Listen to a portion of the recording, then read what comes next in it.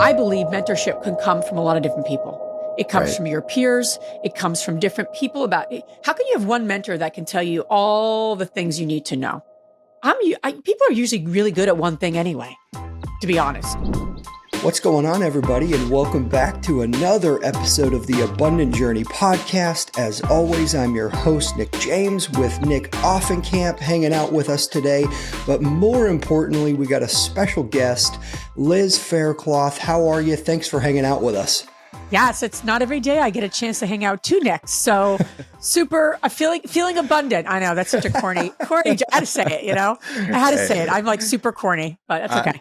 I love it. That's awesome. Yeah, we are so glad to have you on, joining us from the opposite side of the United States. Both Nick and I, we live about a mile away from each other here in just north of Portland, Oregon. Okay. And you're coming to us from Pennsylvania, right? Yes.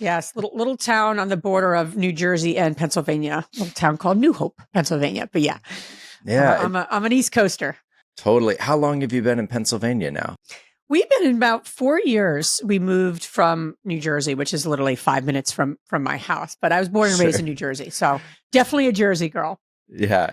East Coast, your whole life then. That's fantastic. And yeah, I'm super excited for you to share everything that you've built, from real estate portfolio to now your main focus, which has been the InvestHER group that you've been doing. And so excited to dive into all of that. But, since we're talking about New Jersey and where you grew up, maybe we can just kind of turn back the clock and just even get started with, okay, before becoming a real estate investor, before creating this group to help train women to become investors, did you grow up in a family where real estate investing was just in your blood, or what did that look like? No, I don't want to go into a 10-minute rant on my background, but I'm happy to give some color. I was, grew up middle-class family, youngest of 3 girls, 2 very hard-working parents. And I'm grateful for that. So I grew up, my dad was a special education teacher. My mom worked, part-time. I didn't know any entrepreneurs. I didn't know that we didn't invest in real estate. Although my parents did buy a property when we got a little older, a rental property. They bought it for themselves, but ended up renting out quite a bit. So that was some exposure. It was kind of like by accident, if you will, but it was definitely exposure. I didn't know much about the dollars and cents, but it definitely wow, my dad's a school teacher and we're able to figure this out, as I think that was almost like a subconscious thought. Yeah. And it wasn't until my brother-in-law, I went to school for psychology, was getting my master's degree in social work. I really wanted to be a practitioner, wanted to open my own practice. So nothing to do with real estate. Excuse me. And at the same time I was in graduate school, my brother-in-law, who was the only entrepreneur I knew, had handed me Rich Dad Poor Dad and said, you have to read this book. And I was about 23. And I was like, why? I don't even know what this is, And I was into personal growth. I was just starting to read some personal growth books that he had also given me. And I read that and I was like, whoa, this is so different, and what I could create for myself. And it was just like an idea. And then I met my now husband. I handed him the book and we were starting to date, and wow, what can we do and then we started to really have a shared passion of this idea of creating something bigger than ourselves. That's really why we wanted to buy property, not just to, for the financial gain, but also it just seemed like this was a path to really make a bigger impact than me doing what I thought I was going to do and my husband doing engineering, which was his profession by school.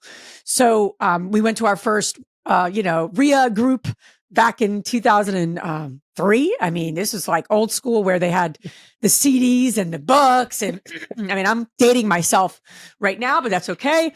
And long story short, we bought our first rental in 2004 and we bought it. My father loaned us $30,000, which is a really big deal to my parents. They didn't, it's not like they had that $100,000 and 6 figures in their bank account. So it was a big deal. I didn't come from money per se.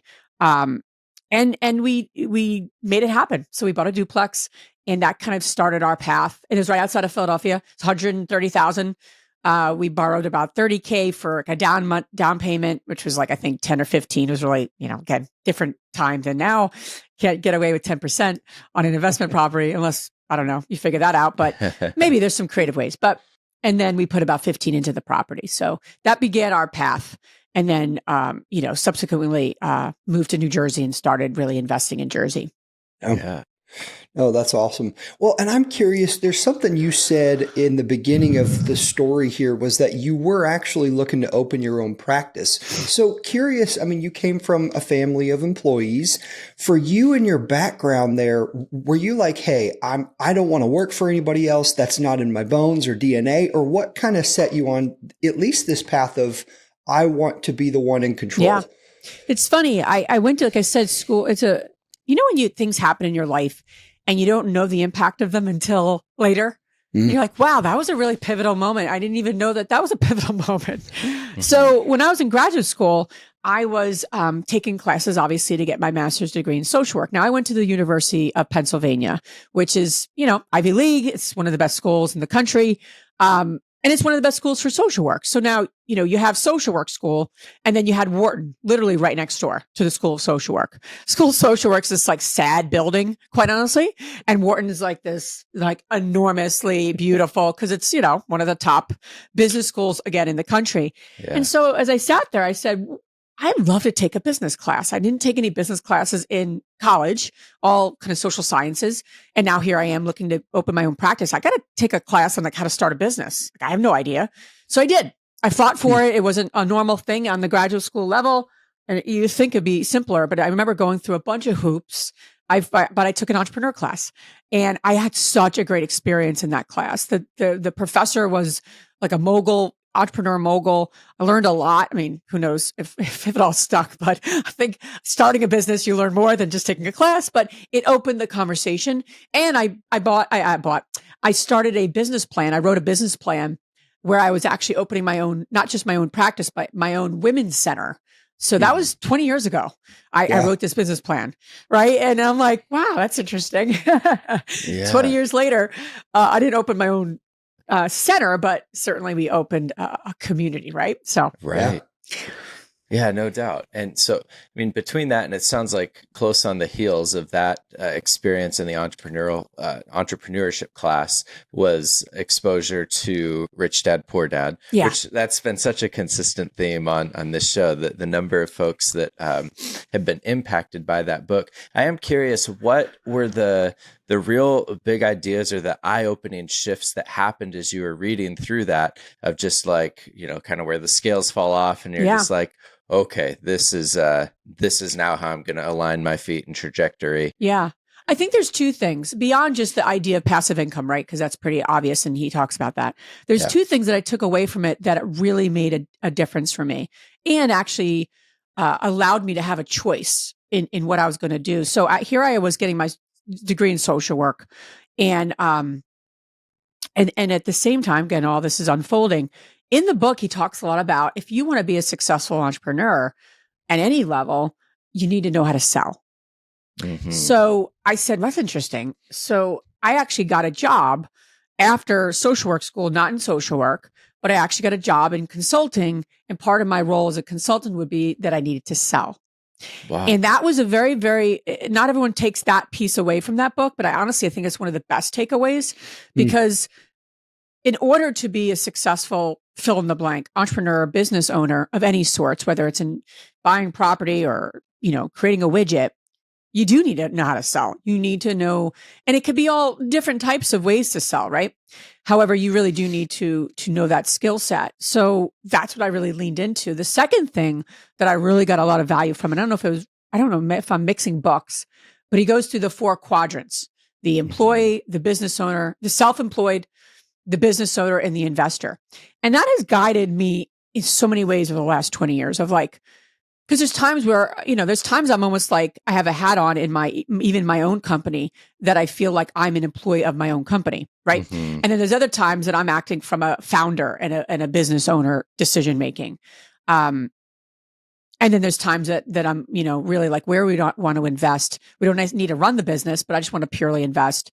And then in terms of the, So it's really guided my decision making and our decision making. It's been such a helpful concept, so simple too. But am I thinking like an employee? Am I thinking like a business owner? No, I didn't ever have a problem with the employee to business owner because I could let go of that very easily. It was more about the self-employed. It was that has been a transition because self-employed people do it all themselves. They're solopreneurs. They kill themselves. And in order to really own and build a business, that behavior isn't going to get you where you want to go. And so, that's been my path. But, and I think that's for a lot of people. Getting out of the employee mentality was a little easier for me. The self-employed has been the trickier and the more work that I've done.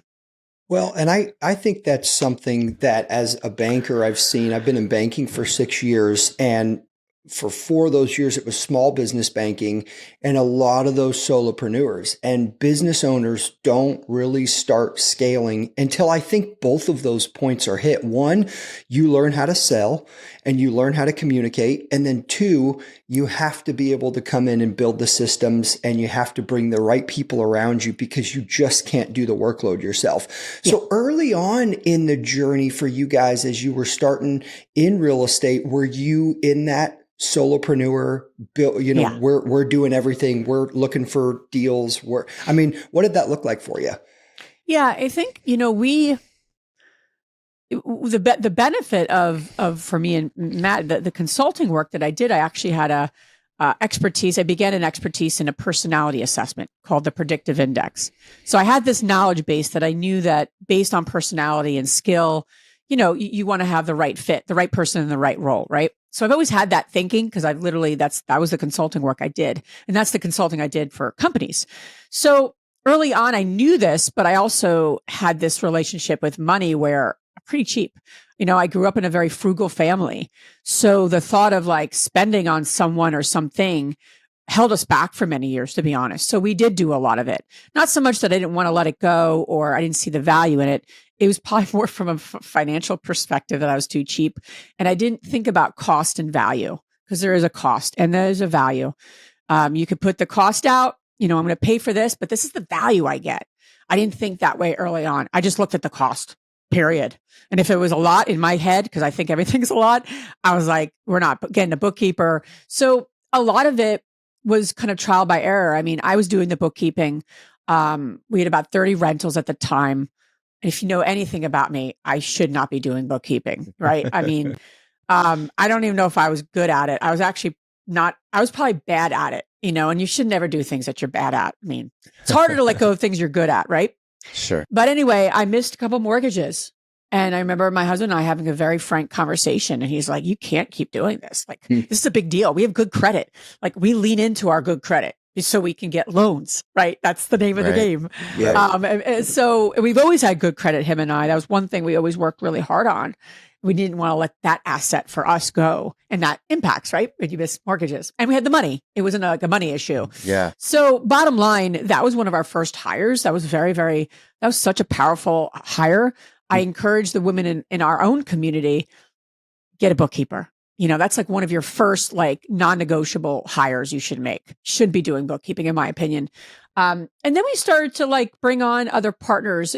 We did a lot of partnerships, me and my husband. And some worked, some didn't. We didn't build the business with employees or team members per se. We did it through more partnerships. And then we did build a construction team and learned a lot through that. So, over time, for us to scale, we needed the right team and get out and stay in our lanes. And I think that propelled us to scale, especially in the multifamily space. Yep.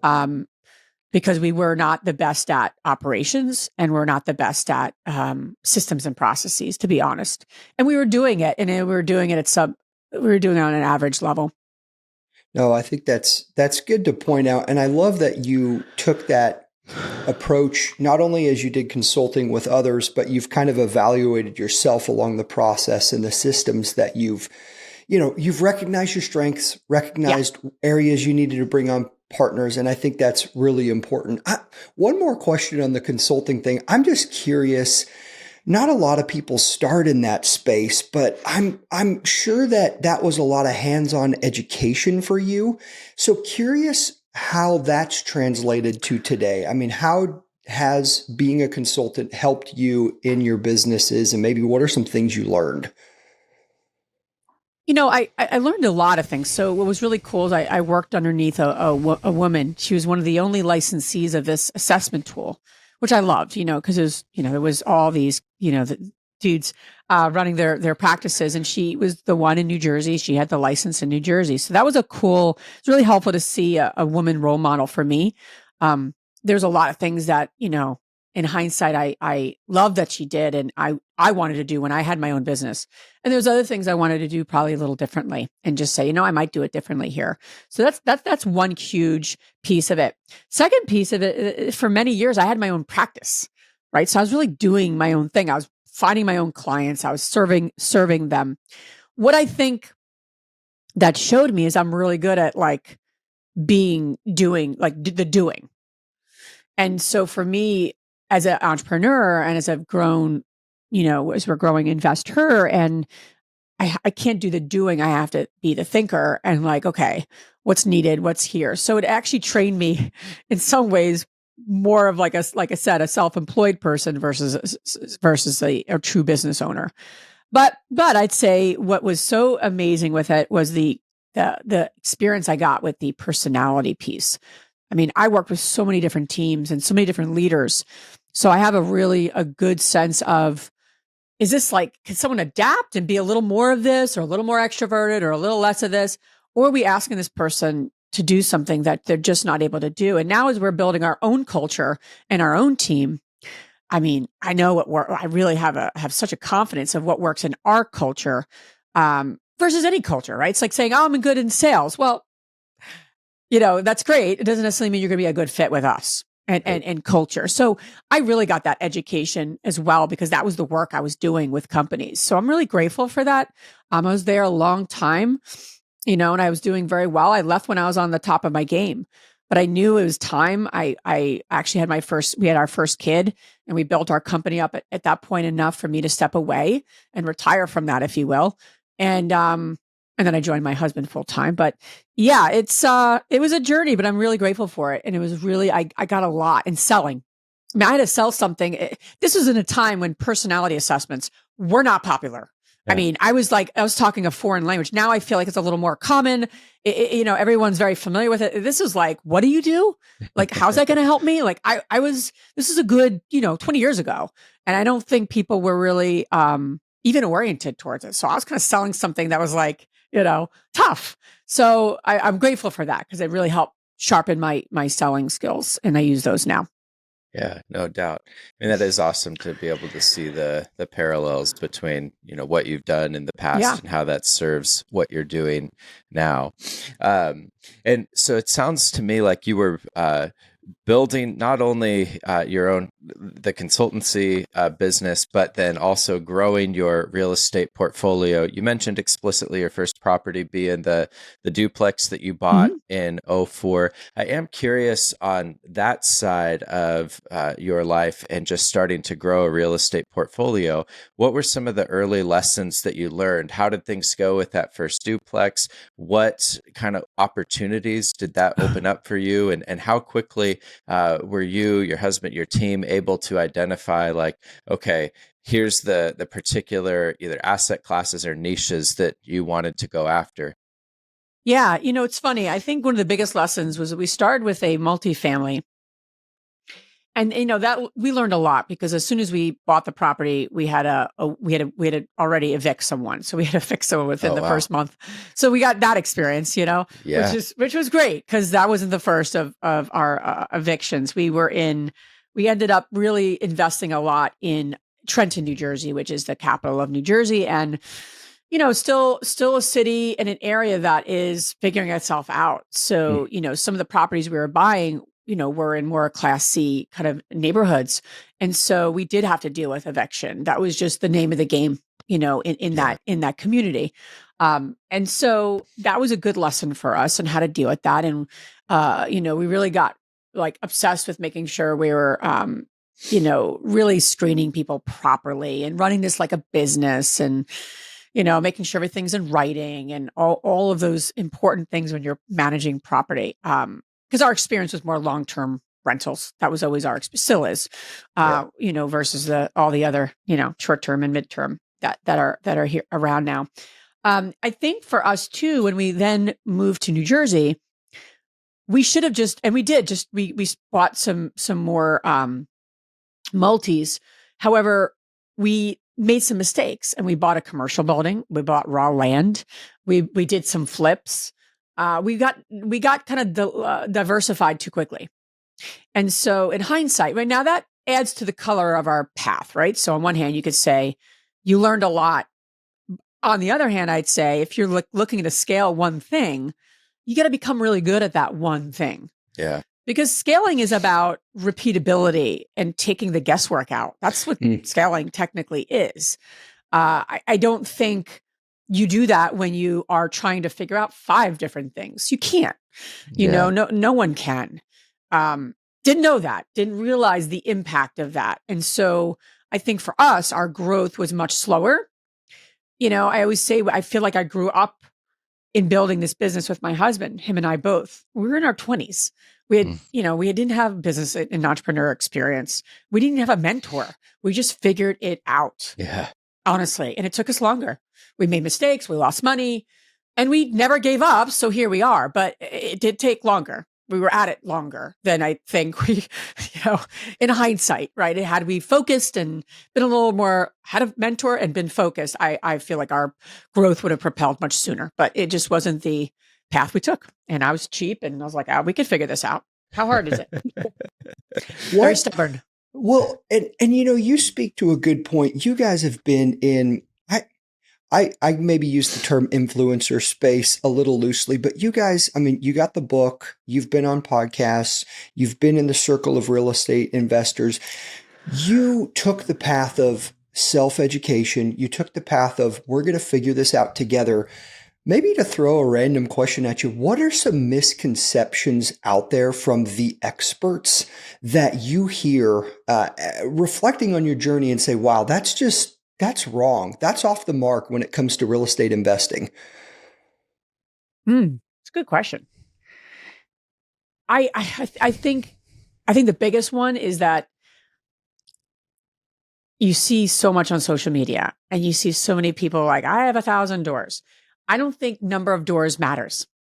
I think that's the biggest thing that's out there that's completely crap, because you can own like 1% of 1,000 doors, or you can own 10 doors and own them outright and be making the same amount of money. Yeah. So I think number of doors, first off, is not a litmus test of how well you're doing.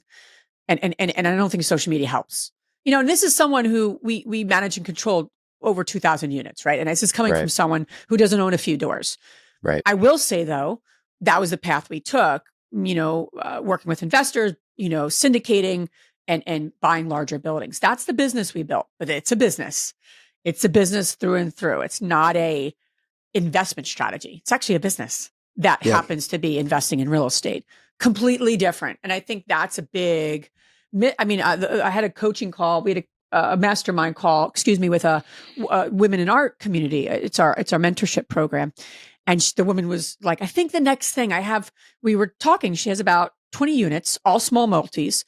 And she goes, I need about, $500 more a month and I'll be out of the rat race. And she's like, I think the next step for me is to buy a large multifamily and then I'll get out with that and it'll fit that need of $500. I said, that's a different business. So you can do that, or you can go buy another fourplex in the same market that you have leads coming in. She'd go, that's a good point. And then I'll be out, And so I think there's so much, especially in the space of like bravado and how many doors do you own? Like, really, it does not matter. I think people should stop asking that question. I think it's random. And I don't think it's appropriate, nor does it really matter for the success of a person's portfolio. So that's number one. Number two, I think it really matters about focus and doing what you're good at. And this woman actually ended up buying a fourplex. She came back to me and said, thank you so much. She's like, I bought that fourplex and I'm out now. And she's like, I don't want to syndicate. It's a whole other, I said, it's a business. It's a whole different business. And if you got that oomph and you want to build it, you Godspeed. It's a phenomenal business, but it's a business. It's not just buying another property. And she's like, I realize that. And I really appreciate it. Cause I think that, she was going to go down that path. So that's my biggest, I'll get off my high horse. That's what I would say is I think the biggest I'm passionate about it. Cause I just think we're talking about the wrong things. And as investors, we need to be talking about cash flow. We need to be talking about where our assets making us money, where our assets not making us money. That's the point of investing. It's not about doors. That's a phenomenal high horse, and one that I hope you ride all the way to the finish line, because it's such a missing piece in kind of the wider, more popular level conversation. We so easily fall into measuring success by these vanity metrics that really mean nothing at the end of the day.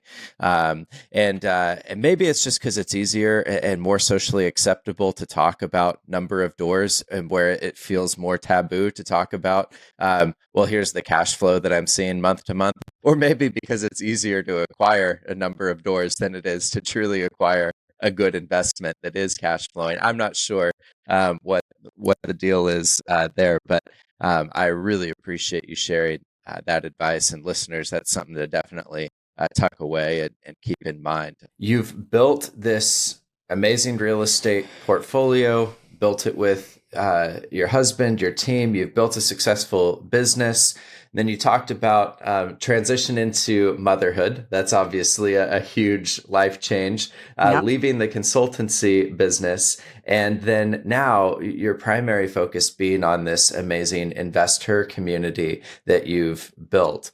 And I'd love to start talking about some of those transitions and just what the journey has looked like from building predominantly a real estate investing business to now what you're doing at home and with this InvestHER community, and how I imagine that there's a way that those things have kind of gone hand in hand, but perhaps that's just a bad assumption on my part. Yeah. I mean, it's interesting because when I had my son, 2013, left my consulting work and had my son with my husband, we had our first kiddo. And at that point we'd been married, a while, about 8 years, and we decided to have our first, and, that was a shift, right? Becoming parents, becoming a mom, was a shift emotionally, physically, all of the above. And at the same time, I started, kind of regrouping with my husband and really even having more. I've had various roles in our company. We started it, I had an active role. I quit my job at one point, joined him full time. So I've had multiple roles in our company together. And I said, yeah, we're going to take this on. And then I met my now partner, Andressa, and she and I started talking about, what it's like to be a woman in this business. And we go to events and we'd be the only women there. And we're like, there's more women that invest. Why is it when we think of an investor, we think of somebody, no offense, a white man on Wall Street, right? It's just the, stereotype. Yeah. So, we wanted to shift that a bit and say, okay, where are the women and how can we maybe bring them together? And it was an idea we had. We started with before InvestHER was born, we brought a group of women together to do a mastermind for free. No money was exchanged. It was a group of women. I'm still friends with them today. And we just support each other in our businesses. So that was the first thing we did. And then we started partnering on deals together, flips and new construction and things. And then we really started to have these conversations of our shared passion for supporting women and empowering ourselves, empowering them, and all of that together, right? Because ultimately we want to serve people that are like ourselves and also that are beyond ourselves, right? Yeah. And so we wanted to serve single women, married women, all those types of women who are looking to create financial freedom on their own path. So that was kind of born, and we said, let's start with a podcast. And that was in 2018. And our mission to empower women to live a financially free and balanced life. And that has morphed into 50 plus meetups and, a mentorship program and a community of women who have each other's backs. And it's a safe space that they can get the support they need.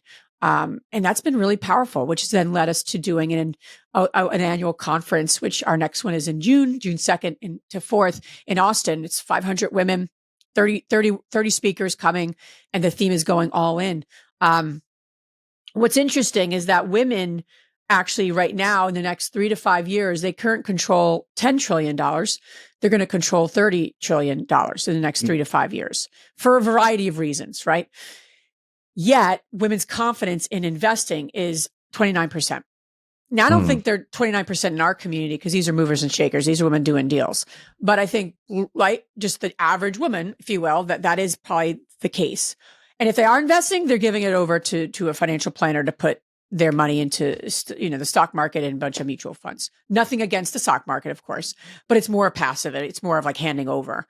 So our community is all about women taking back that control and getting the confidence that they need and want to make the investing decisions that they need to for themselves and their families. And when women do invest, statistically, they outperform men. Yeah. So it's just a matter of, creating that community and not relying on ourselves. That's why we just started InvestHER. That's why we have our mentorship program, because I honestly, we've created something that I wished I had early on that I didn't have, because I did rely on myself and I wished I had people to bounce these things off of. I would have made better decisions, hands down, so that's what we were up to. And it's, ultimately it's about what you believe. And we believe that it's the birthright of every woman to become financially free. Like that's not like it's beyond mission, right? It's like what we stand for. It's a big deal. And so that's what drives us. And that's why we're doing the work we're doing. It's not just like, I have nothing else to do and I want to empower some women. It's much deeper than that. And that's what we stand for.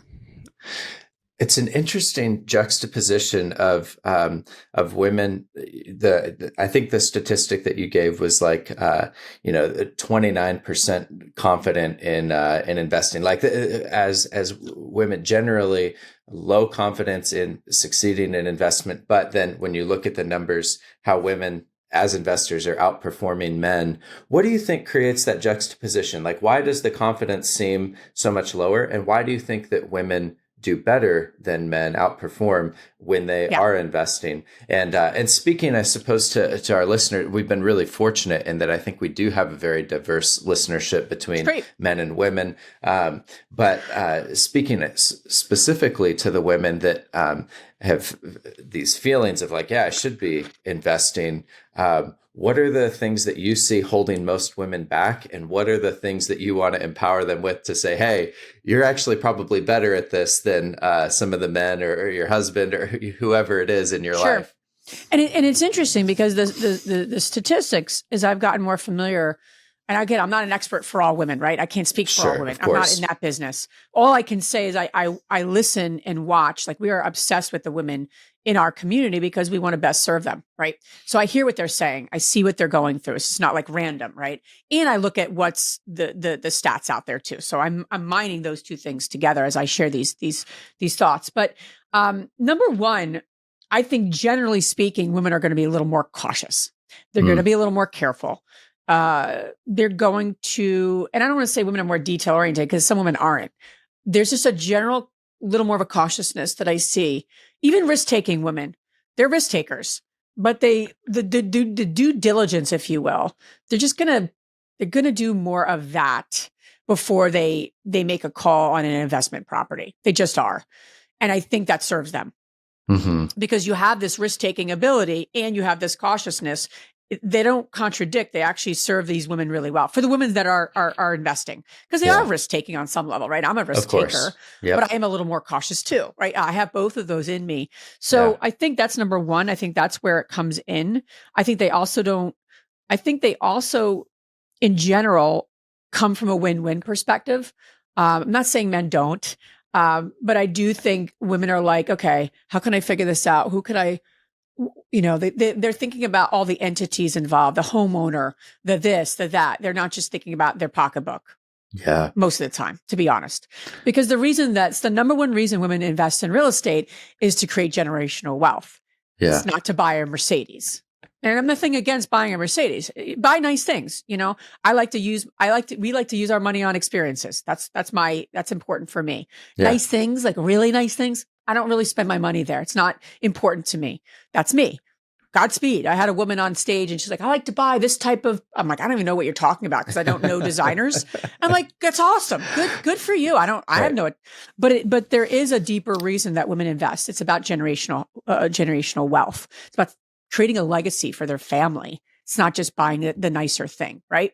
So that's also part of the good news. The reason why I think that it's 29%, right? There's probably a lot of pieces there, but it's only been 30 years that women can actually get, sign off at the bank by themselves versus having their spouse as a co-signer, right? There are systemic things that have been in our history.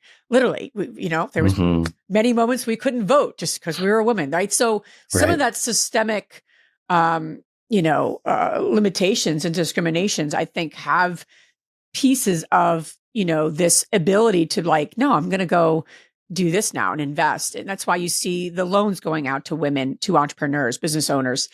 Women don't even get equal pay still. I mean, so there's a lot of pieces of this puzzle that I don't think is just like it's singular, not to get into a bigger conversation. I do think it's connected. And I think there's generational things that get passed along. And there's like the hunter, the gatherer. And, I think there's parts of like when we're growing up as little girls, we're not really like, yeah, you're going to be an investor. That's your reason why you're here is to go invest. But that's just not messaging, right? So they don't have a real estate investor Barbie yet, huh? They need to. I got to talk to them. That's right. Yeah. Another great movie, But I think there is, I just don't think it's a simple answer. There's a bigger systemic piece there. I just think there is. And I think as we navigate gender roles and relationships and who's supposed to be doing what, I think all of that is at play. And who does the cooking and who does the investing is shifting. And I'm not saying what's a right or wrong, good or bad. I'm not going to judge anyone's family, but I can say that it needs to be questioned. And I don't think we just need to play off scripts that have been given to us from the past generations. So I'll get off my high horse again. I love it. That's so good. Liz, as you are talking, and again, I relate things back to my experience as a banker. Banking is a relationship game. You get to build with people as they grow. So much too of what you're talking about is the relationship side with women investing. It's the generational wealth piece. You're thinking about others. You're thinking about people. The community that you're pouring your heart into is so people oriented. You've really lived on both ends of the spectrum, and you alluded to it a minute ago, but you've done I'm going to go it alone. And you've also done hey, I'm going to surround myself with this community of people. I'm curious, what impact does the community aspect have? I mean, you've been able to look back on both because you've done both. And aside from, you said a minute ago, if I would have had the community around me, it would have protected me. But go deeper than that. Yeah, I think there's two things. And we talk a lot about this in our own, in InvestHER, is it's access and speed. And so if you think about it, right, I started investing in my 20s. I wasn't interested in speed. I mean, I wanted to become financially free, of course, as fast as possible. But when you're younger and you're in your 20s, you have time. I'm in my 40s now, right? I'm in my mid 40s. So, and most of the women in our community are 35 to 60, right? That's our demographic. Most of the women that we're serving, not the time is not on their side, but time becomes something that they don't have the time. They're wearing lots of hats. So speed at which I can move towards my goals, and then the access to the right information and the right people. Because it's not just the right information. I think people often will be, and we talk a lot about this in our community, is that you just need to go get the knowledge, go listen to the podcasts, go read the books. I mean, honestly, you can Google how to flip a house. It's not rocket science. It's not the easiest thing because, I've had our share of flips and I've had great flips, but it's not like the information's not out there, especially now. How to buy a rental property, how to, rent your house out by the room, how to buy a large multifamily. I mean, go down the list of all the different things you can learn. The information is free and it's accessible. So why are more people doing it? It's because it's not the knowledge that stops people. It's okay, I know this. I had a conversation yesterday with a woman. She's got a 14 unit. And she's like, here's what I think. I said, you need to analyze it, put it in our community and say, what am I missing? Poke holes in this and we will help you. Because that's what we do in our mentorship program. But you got to come to the table with analyzing it, quite honestly. We're not going to analyze it for you. It's not what we do. You come to the table like, poke holes in this. What am I missing in my expenses and my income? What am I not asking the broker? Those kinds of things. So my point is it's access and speed. And so most of the women that we are in our community and that are really coming to the conference, they just don't have time. They don't have another 20 years time that they want to waste to figure it out by themselves, because you can figure anything out by yourself. It's just the speed at which you're going to do that is not there. And so that's why I think communities are so helpful, because you do get the resources. I mean, I've been in this business a long time. If someone's like, I need somebody in this area to do this, I may not know everyone for every single niche. I know someone who we can connect that person to, hands down. I mean, I'm confident in that.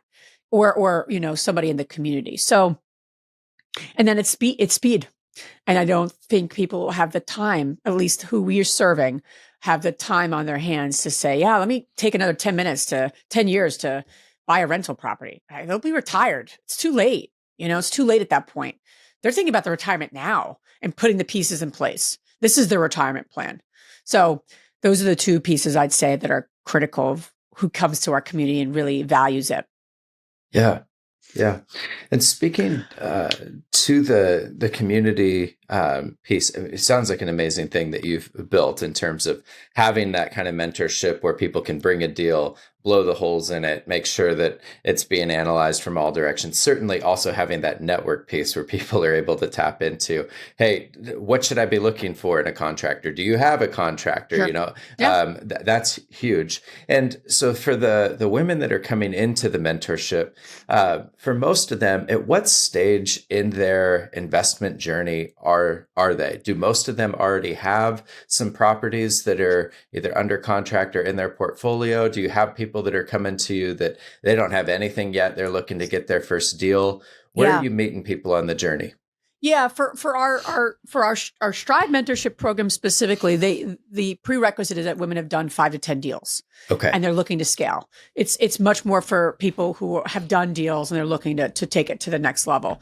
And quite honestly, they've been just doing it all themselves. Sure. Whether they're full-time, part-time, that makes a little less of a difference, because you have women who are both. Our community exists for everyone, right? So you'll have women even at the conference who are new to real estate, but they have the money to invest. They have the credit score. They're professionally minded women. They have a lot of assets. They just may not know some of the mechanics. We also have women in our mentorship program who have built and run other successful businesses and now are getting into real estate. That's the one exception we make. We had a woman who built and ran 2 successful companies, and now this is just now a mechanical. She knows how to run a company, how to build a business. Right. That's a little different than like, I just woke up, never worked in my life, never done this. Well, you're starting at a different place. Yeah. That's where our meetups come in. We have 50 plus meetups of local women in local communities supporting each other. Newbies come to that. Women who have experience come to that. And that's a really, really helpful place. We're actually putting more kind of products and services in place for the women from 0 to 5, so they could do their first deal. We're actually coming out with some different things we were going to be able to support them with. We just don't have a structured place for that right now. We have our meetups in our community, but that's to come. But yeah, our mentorship program where me and Andressa lead it is more of that's who we really gravitate towards. That's who I can really offer the most advice. I forget what it is to buy my first property. It's hard for me to and I'm not, and it's not just me and Andressa. I believe mentorship can come from a lot of different people. It comes from your peers. It comes from different people how can you have one mentor that can tell you all the things you need to know? People are usually really good at one thing anyway, to be honest. Yeah. I would be wary of any community that's led by someone that's like, I am going to tell you now all the secrets that you need to know about everything. I would run as fast as you can from that community or from that person, because there's a lot of coaching, there's a lot of mentoring, there's a lot of masterminds in our space. And there's some great ones, believe me. I can't say, but I will say that anyone that's going to teach and share and you're like, I really need a mentor. What do you need a mentor in? Is a different question. it's not a mentor about everything. And the more focused you can be, then you can find the right group. That's why I love our group, because you can get everything you need, but from different people. Yeah. And that's important in any sort of community. No one could be all things to people. That's ridiculous. It's like my husband. Like I love him dearly, but I can't get every single support from one person. I need other people to get other perspectives, Yeah.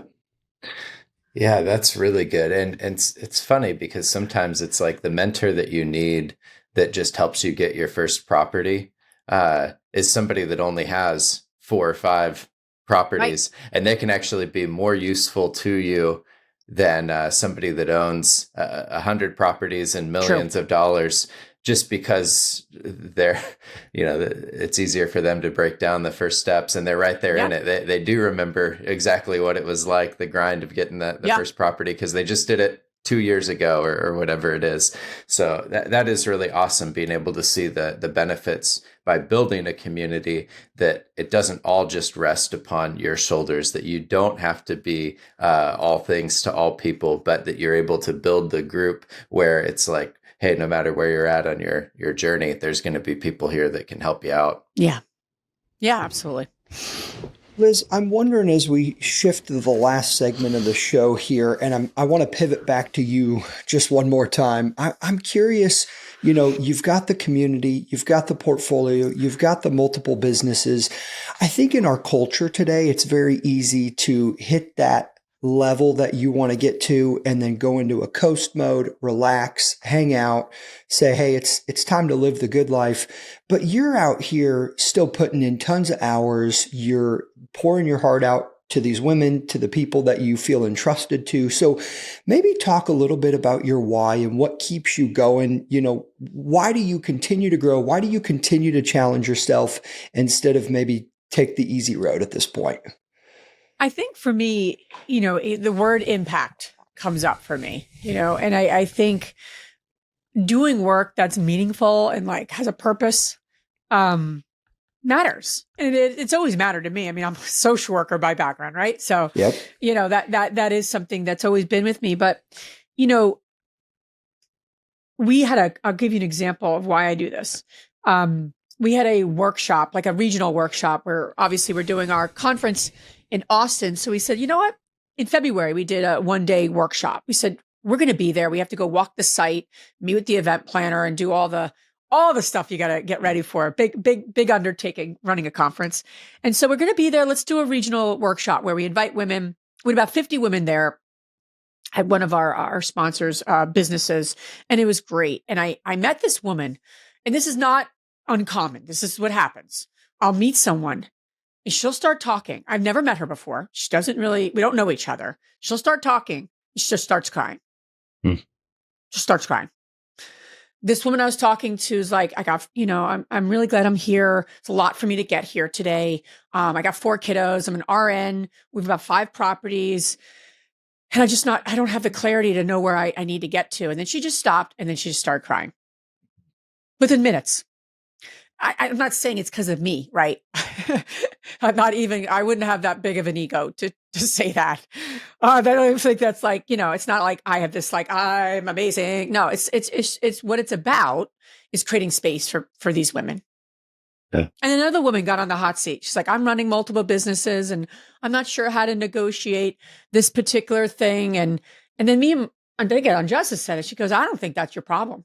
Because we go deep with people. It's like real conversations. This is about really getting to the root cause. It's not just investing. It's how are you living your life?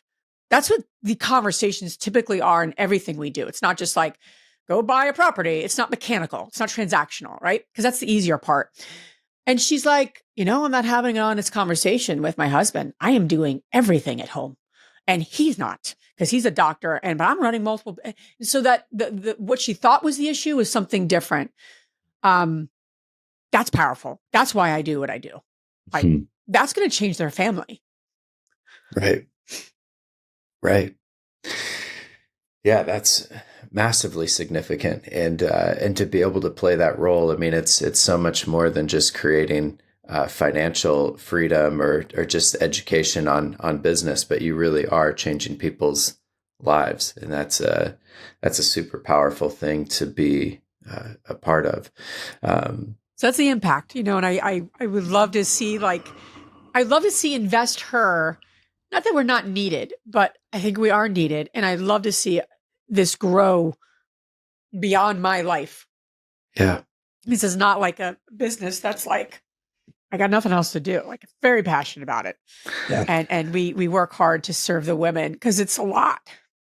Totally. Women do a lot to just put the lights on in their homes.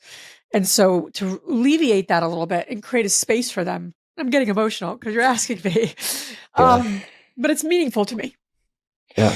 Well, and that word impact, that resonates, I think, with our listeners, but also so many of the guests that we've had on the show we recognize we exist and we are here to make a difference and to leave the world a better place. And, what a special spot you have with women who have largely felt like they are the odd person out in the room. And so you've not only felt that physically, but now you've really worked and poured your heart into, let's create a space for women to come not only and succeed, but thrive. Yeah. Yeah. And that's what it's about. And like, I have a daughter, right? I have a 6-year-old. She's watching everything I'm doing. I mean, I'm saying stuff, but she's watching what I'm doing. So she's funny. I'm like, I'm going to work for you one day, Sam. Can I work for you one day? She goes, maybe, Mom, maybe. She's such a different, she's such a little spitfire. She's my youngest. I have 2 kids, and she's like, ooh, you're going to be bold. And I'm going to have a hard time when you're a teenager, but that's okay. But it is about purpose. And I think that's what drives me. Always has, always will. And the work that I need to do, I need to know it's making a difference, or I'm out. I'd rather go work. Nothing against. I'll go work at I'll do anything as long as I know if I'm making a difference, especially at the mission that I don't know will be fulfilled, right? Every woman's going to become financially free. That's a big one, right? Mm-hmm. But it's more meaningful than just money. It's lifestyle and life or death for some women, quite honestly. They're in relationships that they stay because of the finances. Mm-hmm. That's what I want to see shift, right? So, totally. Right. No. Right. Well, and I think as we're having this part of the conversation, I'm going to shift us to our last 4 golden nugget questions because they're in that same theme here. So let me dive into the first one. We talk about the 5 F's at Abundant Journey. We just want you to pick one of these and tell us how you're working on growing this year. So we got family, finance, faith, fitness, and future. And we've hit most of these topics today. Like it. But pick one. Tell us how you are personally working on growing this year. I think from a family perspective, something we've always been committed to spending time as a family, right? That's obvious. But I've never put metrics to it. So a very metric, and I'm not a metrics person, but it's so important to create goals around numbers, specific goals around family. So for example, me and my husband have a goal of 15 dates this year. We have a goal of 4 quarterly getaways where for 24 hours, kids go somewhere, him and I go somewhere. We just came back from our first one. It's great. I have a goal of once a month having one-on-one time with my kids. Like we go do something special together for an hour or 2. That's a monthly goal. We have family meetings every month. The 4 of us get together. We talk about something investing, goal oriented. We talk about income, expenses, just, with what they can learn, investments that mom and dad are making, that kind of thing. And then the 5th thing we do is that my husband and I have a monthly business meeting. Those are the 5 things I am very committed to doing and there are metrics to it. It's very easy to define. It's very easy to put on the calendar.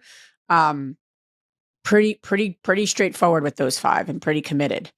That to me, I've always done those 5 things in the past. I've never been very, I want to say consistent. I'm consistent now because those are the things that matter, honestly. Yep. I have a lot of financial goals and business goals, but if those things are not met where I'm really able to have a great relationship with my kids and my husband and as a family, nothing else matters. So family is definitely beyond my faith, right? I'm also spiritual and believe in God and pray, but after that, it's family. Yep. No, I 100%. love that. And so many of those we talk how they intertwine, but I think you can have all the success in the world, but if things aren't right at home, and that's what got you started to doing it, and focusing on growing, you got to have that. So I love that answer. Next one here, and I'm not going to let you use Rich Dad, Poor Dad, but what's another quote from a book or mentor that stuck with you along your journey? A quote or a book, or a quote from a book? Either one. Either one. I would say Awaken the Giant Within by Tony Robbins has been one of the best books I ever read. It's a very big book. It's like this big. Well, most people don't read books. They listen to them now, right? I'm the dork that actually reads books. But it was actually one of the first personal growth books I read. And talk about psychology and knowing how you work and your brain works and all those pieces of the puzzle. I go back to so many things. Something I should read. I haven't read it probably in the last couple of years. It's something that you're inspired me to reread. It's like a core book. It's like Think and Grow Rich. Like these are books you just need to always read and come back to because you're different, right? You've grown. I read that when I was 20 years ago. So yeah, I would say it's a really, he's amazing. Obviously he's, Tony Robbins, his weekends and all the things he does to serve the world. But that book is probably, people don't even talk about it. And it's probably one of the best, I think, books out there. I love that. I'll have to check it out. I love that. Next one here. What's a dream or goal that you have that you've not been able to make happen yet?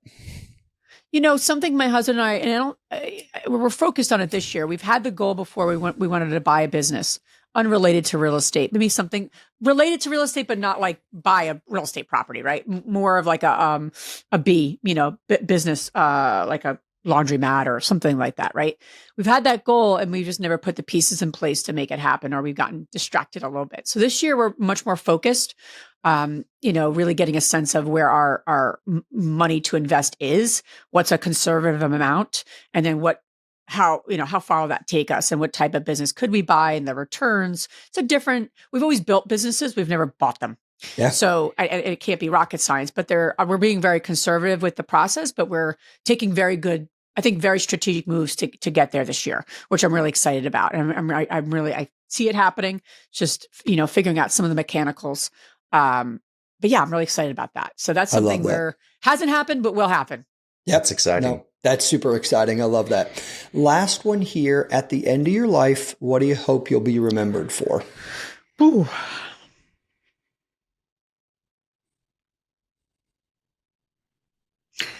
It's making me cry today. Jesus. I think I'd love to be remembered for, kindness and caring and making a difference, making an impact. I mean, beyond that, what really matters? Yeah. Mm-hmm. Yeah. And my kids, I really want my kids to be functioning members of society, if they're both derelicts and in jail, I would have a hard time with that. Maybe that would be what has to happen because of my soul needs to learn that. But I'd be I want them to pick up the reins and live even a more fulfilled life than I ever did. Yeah. So, yeah.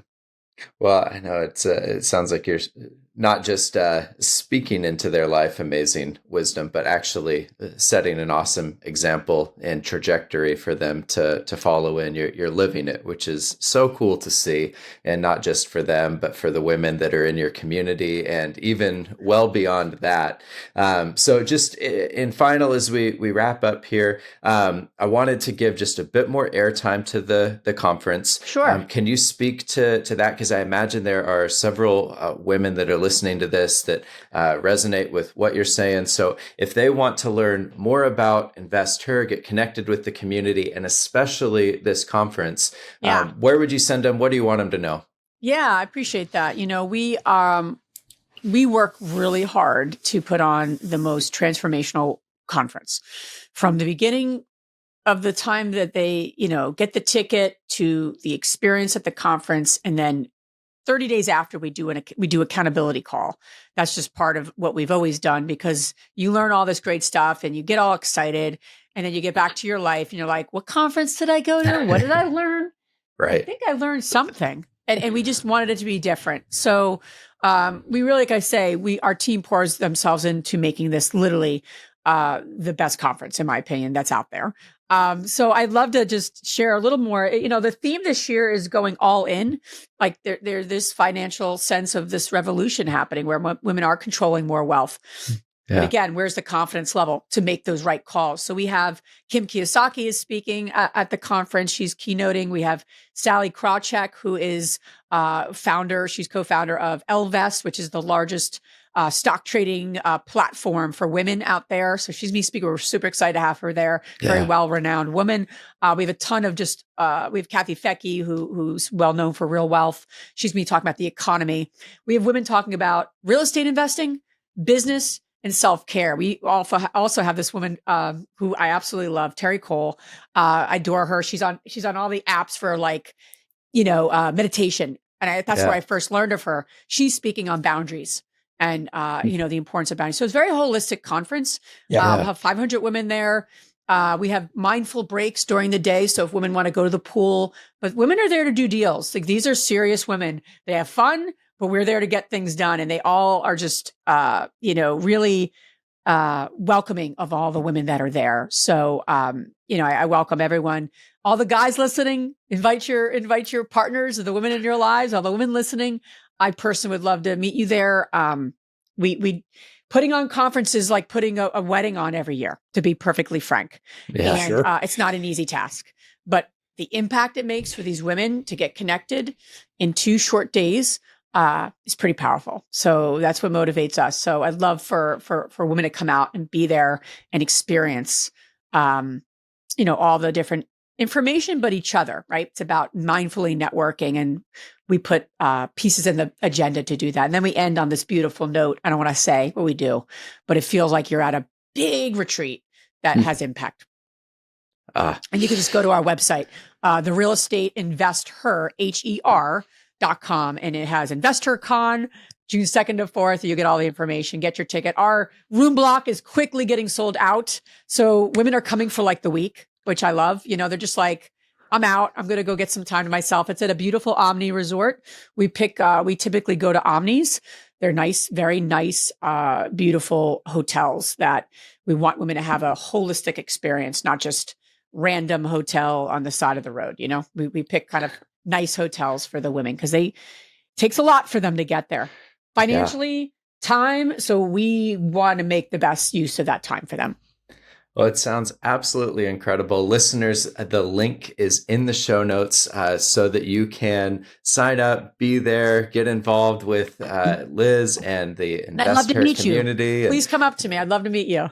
No doubt. Well, Liz, this is so incredible. Thank you so much for your time. I'll also include links to your social profiles in the show notes too, so that people can follow along with your more personal journey on there as well. But so grateful for your time. Thanks for everything that you've shared about your story, your wisdom, lessons. And I just can't wait to see how InvestHER continues to grow and the impact that you're going to have through it. It's amazing. Thank you. So grateful for you.